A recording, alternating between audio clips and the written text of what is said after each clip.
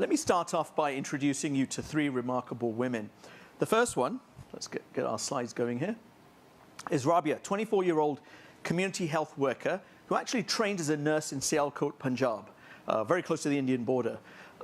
Trained as a hospital nurse, but was not able to actually get employed as a hospital nurse, and then ended up as a community worker, basically earning a barely living wage of about $5 a day.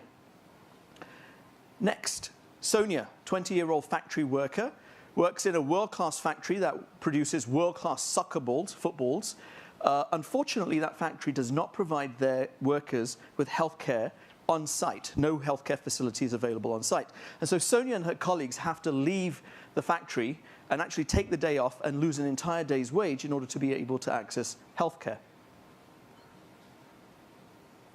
Nisha, 25-year-old doctor who recently graduated. Now, the good news there is that 2/3 of all doctors in Pakistan are women. It's great news. The bad news is that 3 out of every 4 of those doctors are not practicing medicine, largely due to safety concerns of them working in urban slums and rural areas. And so as a result, there is massive attrition of this huge source of human capital. And it's mind-boggling in a country where 2/3 of the country lacks access to quality healthcare. So at doctors, we're all about connecting women to their full potential. We like to think of ourselves as matching underutilized capacity of healthcare providers to the unmet needs of healthcare consumers.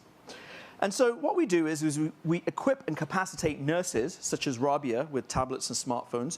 We deploy them in factories and in corporate offices, and then they connect patients or healthcare consumers to remotely located doctors, such as Nisha, via HD video consultation using a proprietary telemedicine platform. The nurses have also been trained to perform fairly sophisticated diagnostic and interventional procedures, including ultrasound, fetal heart rate monitoring, etc. Suffice it to say that they really are able to earn the trust of the patients that they are catering to.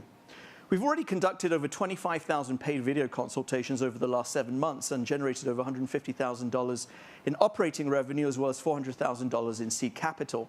But more importantly, we've actually reintegrated 150 female doctors into the health workforce while delivering healthcare needs to factory workers who previously had no access whatsoever.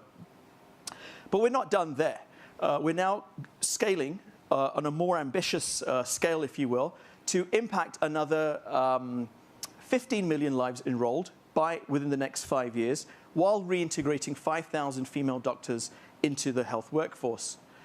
Now, I was going to actually end with the African proverb, but my colleague from Kaiteka, I hope I got that name right, actually already shared that proverb with you about 10 minutes ago. So all I'm going to say is that I'd like to welcome you to join us on this journey as we use technology to connect women to their true potential. Thank you. Thank you.